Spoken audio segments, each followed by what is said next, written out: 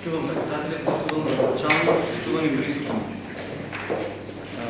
Би сакал и да дадете една поддръжка и да извършиме допълна на дневниот ред, да го допълниме со 3 точки, кои сметам дека се од круцијално значење за имајќи го предвид моменталната состојба во градот.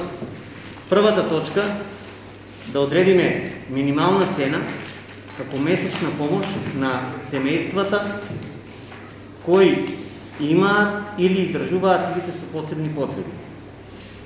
Значи, тоа го предлагавме уште на пред 3 или 4 седмици, не можам да се сетам. Тогаш рековте дека ќе направите проценка, ќе видите како располагаме со финансиски средства и мислам дека помина 3 месеци, или 4 беа, време е да слушнеме и да ставиме и да подискутираме на оваа осетлива тема. Втората точка за дополна на дневниот ред, имајќи ја пак исто моменталната состојба со COVID-19 во градот, цениме дека многу наши пациенти го загубија животот после лекување.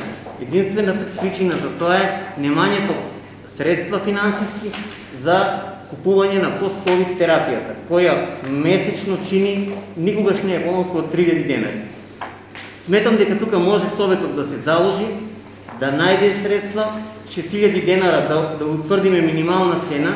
Тоа е барем за првите 2 месеца кога смртноста е најголема, или 3 месеца, да бидат тие луѓе покриени со терапија и на тој начин ќе дадеме солидарен и хуман допринос во намалувањето на смртноста. И трето, по социјалните мрежи, веројатно приметивте дека лицето Белогазовски, наш ученик, моментално се спроведува една хуманитарна акција. Моите информации се дека има поднесено барање. Би сакал, доколку дали за ова, дали за наредната седмица, да размислиме како имате финансиски средства, значи да се стави на дневен ред, да се разговара и тука да се дадат итно тие средства, бидејќи се неопходни и значат многу. Тоа е се надевам на разбирање и се надевам на поддршка од сите советници.